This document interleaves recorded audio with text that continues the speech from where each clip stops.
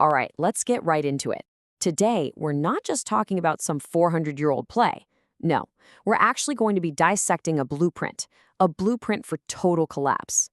See, Shakespeare's King Lear, it's more than just a story. It's this terrifyingly precise anatomy of how everything, I'm talking a family, a government, the very fabric of the universe, can just completely fall apart. And you know what? It all starts right here. This is the spark. King Lear, he demands this public performance of love from his daughters. But his favorite, Cordelia, she's just not going to play along. Her response? Just one word. Nothing. And Lear's reply, that devastating line, nothing will come of nothing, well, that's the single crack that's going to bring the whole thing crashing down. Because that one little word, nothing, it does so much more than just cost a daughter her inheritance. It kicks off this massive chain reaction. So now, we're going to trace exactly how this single moment of pride, of just terrible misjudgment, spirals completely out of control step by step into a total societal and cosmic meltdown. This is the anatomy of collapse. All right, so let's start where it all begins. And it's not on some battlefield. Nope, it's in a throne room with a truly catastrophic family decision. This is the human core of the whole crisis, where a father's ego literally dismantles his own home. So what happens? It all comes down to this absolutely disastrous love test. Lear basically stages a public auction for affection. His two older daughters, Goneril and Regan, they give him exactly what he wants to hear, all this extravagant, empty flattery. But Cordelia, she offers something so much more valuable, honesty. And for that, she gets cast out, just like that. In one single act of pride, Lear banishes the only child who's truly loyal to him and hands all the power to the two who are about to destroy him. And the irony here, oh, it is just brutal. Lear screams this line out later on when he feels that sting of betrayal.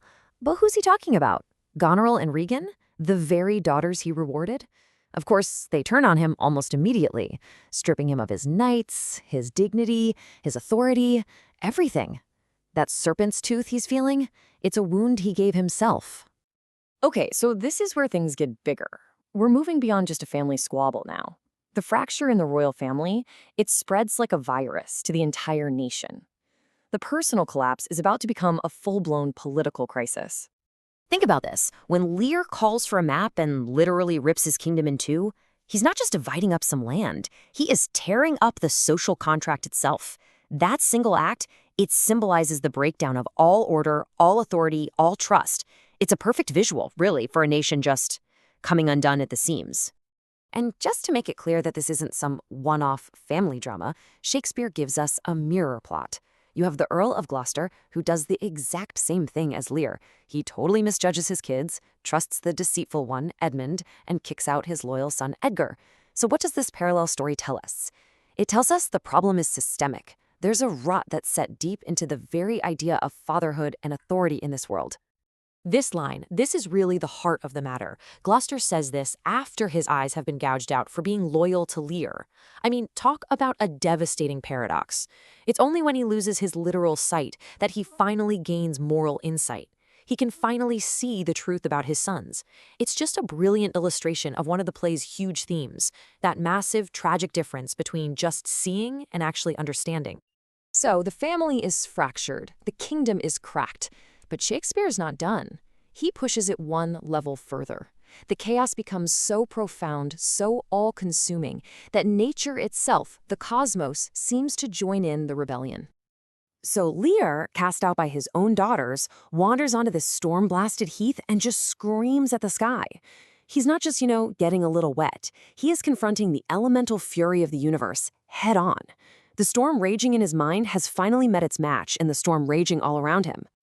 Now, there's actually a literary term for this. It's called pathetic fallacy, when the weather reflects what a character is feeling.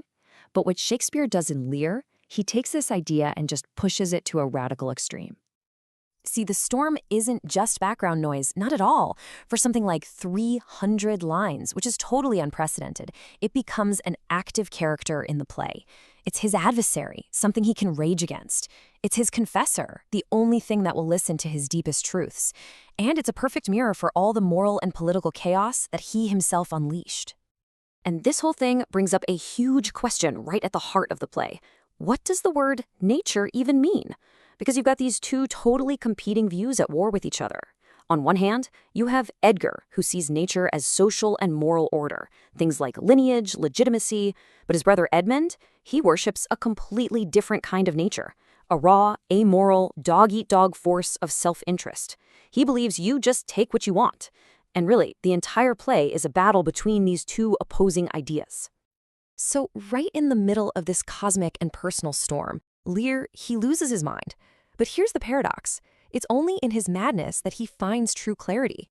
All his wild ravings, they suddenly cut through the lies, through all the social conventions, and they reveal these profound truths about justice, power, and what it means to be human.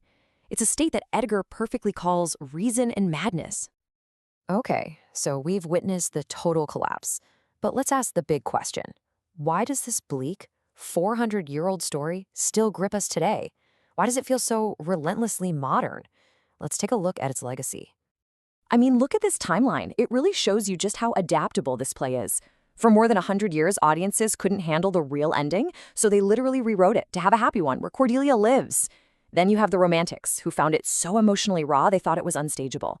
Later on, critics tried to frame it as a story of Christian redemption. But fast forward to the 1960s, and suddenly it's seen as this nihilistic, absurdist void. And today? Well, today we see all of our own anxieties reflected in its chaos. Dementia, patriarchy, even environmental collapse. And you can see this adaptability in all the ways it's been reimagined. Kurosawa's masterpiece Ran turns Lear into a samurai warlord. Other film adaptations have read it as a story about fascism. There are even feminist readings that see Goneril not as some monster, but as a kind of proto-CEO, just totally frustrated in a man's world. And of course, so many modern stage productions draw this powerful, heartbreaking line between Lear's madness and the experience of dementia. But in the end, it really all comes back to Lear's personal journey, doesn't it? His tragedy, the real gut punch, is that he only figures out who he truly is, he only gains control over himself after he's already given away his kingdom, his power, and his family. He finds wisdom, yes, but only when it's way too late to do anything with it. And the ending, it offers absolutely no comfort. After they have this brief, beautiful reunion, Cordelia is executed. Lear stumbles on stage carrying her body, and his final words are just this devastating repetition. Never, never, never, never, never. Language itself just collapses. There's no poetry left, just pure, incomprehensible grief. There's no justice here. There is only loss. Which leaves us with the play's great, unsettling question. I mean, think about it. The good guys, the bad guys, almost everyone is dead. So is there some kind of moral order to this universe, where all this suffering actually leads to redemption? Or have we just watched a complete descent into a meaningless void, a world where being a good person is absolutely no guarantee of survival? That's the question King Lear forces us all to confront. And that's exactly why it remains one of the most powerful and enduring works ever written.